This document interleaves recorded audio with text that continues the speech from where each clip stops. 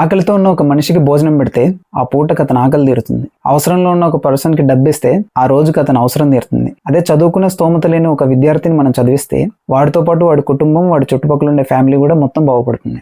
ఇవన్నీ ఖచ్చితంగా చేయాల్సిన మంచి పనులే. కానీ కొన్ని లక్షల మంది నిన్ను చూసి ఇన్ఫ్లుయెన్స్ అయ్యి నీ ఐడియాలజీని నమ్మి నీలా అవ్వాలని వాళ్ళ జర్నీ స్టార్ట్ చేసి ఏదో ఒకటి సాధించారనుకోండి, ఎవరిని చూసినా దీనివల్ల ఒక రాష్ట్రమే బాగుపడవచ్చు. సో ఈ ఇన్ఫ్లుయెన్స్ కూడా అతనిలా నాయకుడు అవ్వాలని, సొసైటీకి మనం కూడా ఏదో ఒకటి చేయాలని ఇన్ఫ్లుయెన్స్ చేస్తే ఖచ్చితంగా దేశం బాగుపడుతుంది. తను నడవడమే కాదు, తనతో పాటు కొన్ని లక్షల మంది ఇన్ఫ్లుయెన్స్ చేస్తున్న ఒక వ్యక్తి, a name that carries immense power, ఈ శ్రీ కొణిదెల పవన్ కళ్యాణ్ గారు. అసలు పాలిటిక్స్ వైపే పట్టించుకొని యూత్ని ఏకంగా పాలిటిక్స్ వైపు తిప్పేశారు. ఏ బాయ్ నెక్స్ట్ డోర్ లాంటి క్యారెక్టర్స్ వేసే ఒక హీరో నుంచి ఇవాళ కోట్లాది మంది అభిమానించే ఒక వ్యక్తిగా, నేషనల్ వైడ్ పొలిటికల్ ఇన్ఫ్లుయెన్స్ ఉన్న ఒక పవర్గా ఆయన ఎలా మారారు. ఏకంగా పీఎం నరేంద్ర మోడీ గారే పక్కన కూర్చోబెట్టి ఇక్కడ కనిపిస్తున్నారు కదా ఈయన పవన్ కాదు తుఫాన్ అని చెప్పాడు. So what made him so powerful? ఆయన చేసిన ప్రయాణం ఖచ్చితంగా రీడ్ చేయాల్సింది అనిపించింది. అందుకని ఈ వీడియో చేస్తున్నాను. Let's get in to it. Hi friends, నేను మీ Harigadu. Welcome to my channel. First ఆయన ఫిల్మోగ్రఫీ నుంచి మొదలు పెడదాం. అసలు పవన్ కళ్యాణ్ గారు మనకు ఎలా పరిచయం? He entered into Telugu film industry in the year of 1996. అక్కడమ్మాయి ఇక్కడబ్బాయి సినిమాతో అరంగేట్రం చేశారు. ఇది ఒక క్రూషియల్ టైం అనమాట. అప్పుడే ఒక పాస్ట్ జనరేషన్ నుంచి కొత్త జనరేషన్కి మూవ్ అవుతుంది ఫిల్మ్ ఇండస్ట్రీ. తొలి ప్రేమ సినిమా రిలీజ్ అయ్యే టైంకి ఆయనకి విపరీతమైన క్రేజ్ వచ్చింది. మన ఇంట్లో ఒక అబ్బాయి, మన చుట్టుపక్కల తిరిగే ఒక అబ్బాయి, అల్లరి చేసే అతను సినిమాలో ఉంటే ఎలా ఉంటుందో అలా ఉంటుంది ఆ సినిమా. అంత ఓన్ అయిపోయాడు ఫ్యామిలీస్కి, మొత్తం అందరికీ. ఆ సినిమాలో ఆయన యాక్టింగ్ కానీ, ఆ ఇన్నోసెన్స్ కానీ చాలా నచ్చింది జనాలకి. ఆ సినిమాకి ఏకంగా నేషనల్ అవార్డు వచ్చింది. ఆ సినిమాతో పవన్ కళ్యాణ్ గారిలోని ఒక యూనిక్ యాక్టింగ్ స్టైల్ని జనాలు మెల్లిమెల్లిగా రికగ్నైజ్ చేయడం మొదలుపెట్టారు. ఆ తర్వాత రిలీజ్ అయిన తమ్ముడు సినిమాతో జనాలకి పూర్తిగా అర్థమైంది ఆయనకున్న యూనిక్ స్టైల్. ఆయన పబ్లిక్గా డెమాన్స్ట్రేట్ చేసిన మార్షల్ ఆర్ట్స్, ఇషిండ్రియూ అనే ఒక మార్షల్ ఆర్ట్స్ ఇన్స్టిట్యూట్ ద్వారా ఆయన పబ్లిక్ డెమాన్స్ట్రేట్ చేసేవారు కరాటేని. చేతుల మీద కార్లు ఎక్కించుకోవడం, బాడీ మీద స్టోన్స్ పెట్టించుకొని పగలు కొట్టించుకోవడం, సో ఇలాంటివి చేసేవాళ్ళు. ఈ టైంలోనే ఆయనకి ఫ్యాన్స్లో పవర్ స్టార్ అనే ఒక పిలుపు రావడం మొదలుపెట్టింది. ఈయన ఎవరో చాలా డైనమిక్గా ఉన్నాడని చెప్పేసి పవర్ స్టార్ అనే ఒక ట్యాగ్ రావడం మొదలుపెట్టింది. బట్ సినిమాల్లో అప్పటికి వాళ్ళలేదు. ఆ తర్వాత 2000లో రిలీజ్ అయిన సినిమా బద్రి. ఈ సినిమా గురించి మాట్లాడుకోవాలంటే పూరి జగన్నాథ్ గారి మాస్ రైటింగ్, పవన్ కళ్యాణ్ గారు యాటిట్యూడ్తో 1000 టైమ్స్ ఎన్హాన్స్ చేస్తారు ఆ సినిమాని. ఆ సినిమాలో ఆయన స్టైలింగ్ కానీ, ఆ యాటిట్యూడ్ కానీ ఇప్పటికీ మనం చెప్పుకుంటాం. ఆయన చెప్పిన డైలాగ్ డెలివరీ కానీ, ఆ డిక్షన్ కానీ చాలా ఇష్టం మనకి. యాటిట్యూడ్ అంటే మనకు ఇప్పుడు చాలా సినిమాలు తెలుసు, వేటిని కించపరచాలని కాదు. బట్ ఎర్లీ 2000లోనే అలాంటి క్యారెక్టర్ ఒకటి చేసేసాడు ఆయన. అందులో ఆయన వాడిన కాస్ట్యూమ్స్ ఫార్మల్స్ వేసుకుంటాడు, లూజ్గా ఉంటాయి బట్టలు కూడా, వాటిలో కూడా అల్ట్రా స్టైలిష్గా ఉంటాడు ఆయన. ఆ సినిమాలో ఆయన వేసిన డ్యాన్స్ చాలా యూనిక్గా ఉంటాయి. జనాలకి చాలా ఫ్రెష్గా అనిపించింది. ఇది ఒక ట్రెడిషనల్ యాక్టింగ్ కాకుండా ఇతనిలో ఏదో ఒక యూనిక్ స్టైల్ ఉందని జనాలు రికగ్నైజ్ చేయడం మొదలుపెట్టారు. సో ఆ సినిమా తర్వాత ఆయనకు ఒక మంచి ఫాలోయింగ్ వచ్చింది. ఒక బిగ్ హీరో అయిపోయాడు, బిగ్ స్టార్ అయిపోయాడు ఆ సినిమా తర్వాత. ఇంకా ఖుషీ సినిమా రిలీజ్ అయిన టైంకి స్కూల్ స్టూడెంట్స్కి, యూత్కి, పిల్లలకి, పెద్దలకి విపరీతంగా నచ్చేశారు కళ్యాణ్ గారు. ఆయన డ్రెస్సింగ్ కానీ, ఆయన స్టైల్ కానీ, ఆయన యాక్టింగ్ కానీ, ఆ సినిమాలో ఉన్న అతని క్యారెక్టర్ కానీ, it's an out and out very good love story. ఆ సినిమాతో ఆయనకి అది టర్నింగ్ పాయింట్ అని చెప్పుకోవచ్చు. ఆయన పెద్ద స్టార్ అయిపోవడానికి కారణం అదే. అప్పటికి విపరీతమైన ఫాలోయింగ్ పెరిగిపోయింది. ఈ సినిమాతో ఇంకా స్కై హై అనమాట. ఈ సినిమా తర్వాత వచ్చినవే జానీ, గుడుంబా శంకర్, బాలు, బంగారం, అన్నవరం, జల్సా. మన పాయింట్ ఏంటంటే సినిమాలు బాగా తీస్తే మనకు ఒక యూనిక్ యాక్టింగ్ ఉంటే మనకు ఫ్యాన్స్ వస్తారు. కానీ ఆ వచ్చిన ఫ్యాన్స్ పవన్ కళ్యాణ్ గారికి ఫాలోవర్స్లో ఎలా మారారు?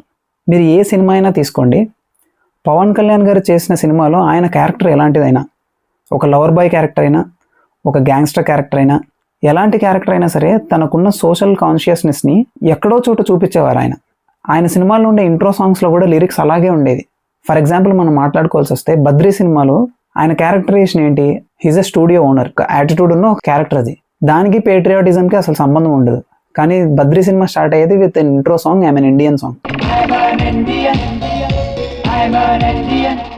మీరు ఖుషీ సినిమా తీసుకుంటే అది out and out love story. అందులో పేట్రియాటిజం ఎక్కడా రాదు. కానీ ఆ సినిమా స్టార్ట్ అయ్యేది first song out and out Hindi song. అది first time in Telugu film. అది ఏ మే రాజా సాంగ్తో స్టార్ట్ అవుతుంది.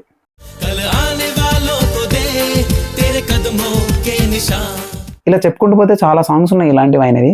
గుడుంబా శంకర్లో లే లే లేలే,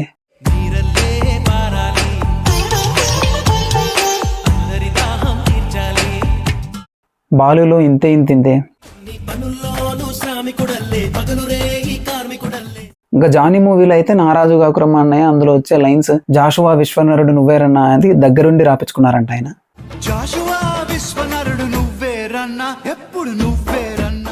ఇదే సినిమాలో ఆయన ఓన్గా రాసి పాడిన పాటలు కూడా ఉంటాయి. రావో ఈ మా కంట్రీకి అని కొన్ని పొలిటికల్ సెటారికల్ సాంగ్స్ కూడా ఉంటాయి. ఆయన ఆలోచనలు ఎప్పటికప్పుడు సొసైటీ మీద ఉండేసరికి ఆయనకున్న సోషల్ కాన్షియస్నెస్ కూడా కనిపించేది సినిమాల్లో. సో ఈయన సినిమాలు లైన్గా చూసి యూత్కి ఎక్కువ ఓహో ఈ మనిషిలో ఏదో ఉంది, ఏదో సొసైటీకి ఏదో చేయాలని ఒకటి ఉందని ఒక ఐడియాలజీ అయితే పడిపోయింది. సినిమాలో ఉన్నన్ని సంవత్సరాలు ఆయన ఆలోచించిన విధానం, ఆయన పడిన ఆవేదన ఇవన్నీ బయటపడింది in the year of 2007 October. Common man production force. అప్పటికి హ్యూజ్ ఫాలోయింగ్ ఉన్న ఒక స్టార్ హీరో ఆయన. సినిమాలు తీసుకున్న, అడ్వర్టైజ్మెంట్లు తీసుకున్న విపరీతమైన మనీ వస్తుంది. కానీ కామన్ మ్యాన్ ప్రొడక్షన్ ఫోర్స్ అని చెప్పి ప్రెస్ మీట్ పెట్టి బయటకు వచ్చి ఆయన చెప్పిన మాటలు ఏంటంటే, నాకు బతకడానికి సరిపోయేంత డబ్బు ఉంది, నాకు 70 లక్షలు విలువ చేసి ఒక కారు ఉంది, ఇంకా చాలా కార్లు ఏవో ఉన్నాయి, కానీ నేను ఒక్కడిని తినలేకపోతున్నాయి. ఇదంతా ఇన్ని ఉన్నా కానీ ప్రతిరోజు వార్తల్లో ఏదో ఒక గొడవ, ఏదో ఒక అన్యాయం, ఏదో ఒక ఇంజస్టిస్ జరుగుతుందని బాధ, ఆవేదన ఉంది. అందుకని ఇక నుండి నా జీవితం సో ట్రాన్స్పరెంట్గా ఉంటుంది, ఈ జీవితం ఈ సొసైటీకి అంకితం అని ఈ స్వచ్ఛంద సంస్థని స్టార్ట్ చేసి ₹1 కోటి విరాళం రాశారు దానికి అప్పుడే. ఈ సంస్థ ఉద్దేశం ఏంటంటే కామన్ మ్యాన్ అంటే సాధారణమైన వ్యక్తులు, ఏదైనా అన్యాయం జరిగితే న్యాయం కోసం పోరాడడానికి కూడా శక్తి లేని వ్యక్తులు, బతకడానికి సరైన సదుపాయాలు లేని వ్యక్తులు, వీళ్ళకి సాయం చేయడానికి ముందుకు రావడమే ఈ సంస్థ. ఈయన ఈ స్టేట్మెంట్ ఇచ్చినప్పుడు రిపోర్టర్ ఈయన అడుగుతారు, సార్ ఫ్యాన్స్కి మీరు ఇచ్చే పిలిపేంటి అని. ఫ్యాన్స్కి పిలిపి ఏం లేదు సార్, మొదట నేను నడుస్తాను, నేను చేసేది మంచి పని అని నమ్మితే అభిమానులు వాళ్ళే వస్తారు, రాకపోయినా పర్లేదు, ముందైతే నేను నడుస్తాను, ముందు ఒక నడవాలి సార్ అంటాడు. ఈ పర్టికులర్ పాయింట్లో ఆయనకు సొసైటీ మీద ఉన్న పిచ్చి, ఆ ఆవేదన అంతా జనాలకు అర్థమైంది.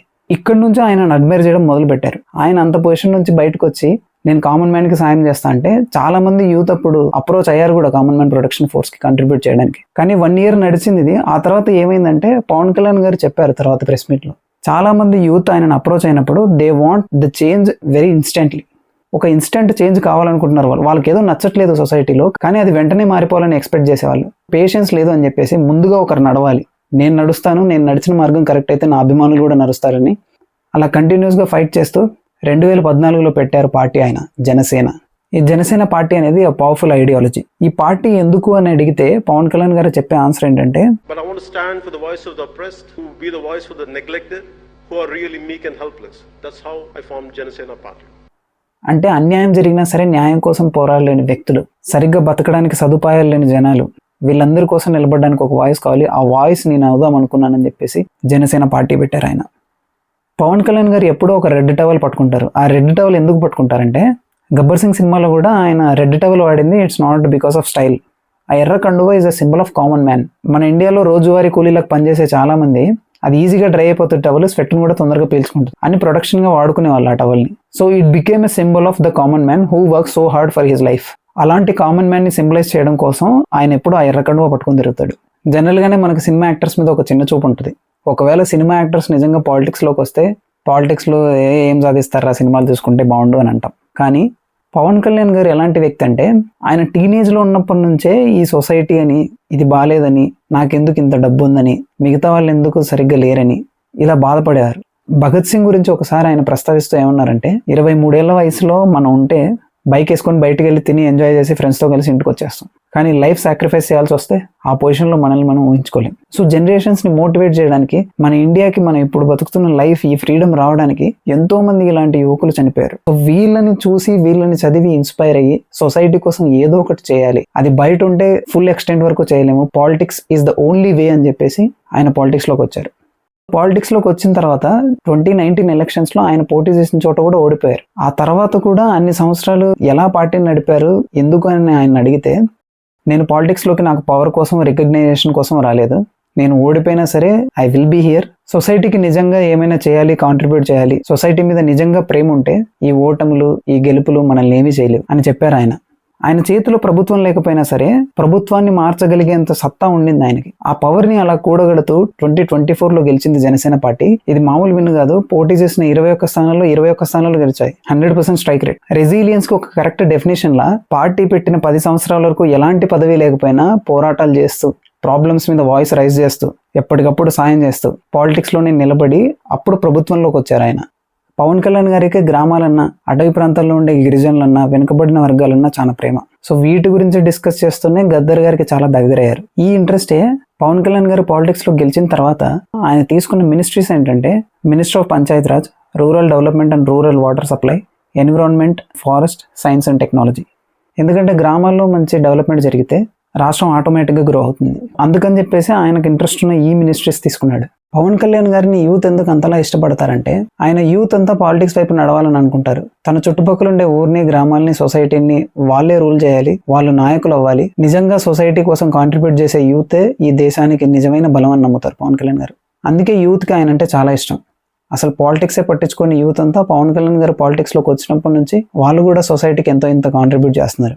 ఈ విధంగా ఒక సినిమా హీరోగా మొదలై రాష్ట్ర రాజకీయాల్ని డిసైడ్ చేసేంత పవర్ఫుల్ పర్సన్ అయ్యారు. ఆయన ప్రస్తావన లేకుండా రాష్ట్రంలో రాజకీయాలు లేవు. కేవలం రాష్ట్ర రాజకీయాలనే కాదు, దేశ రాజకీయాల్ని కూడా ఇన్ఫ్లుయెన్స్ చేసేంత పర్సన్లా ఎదిగారు.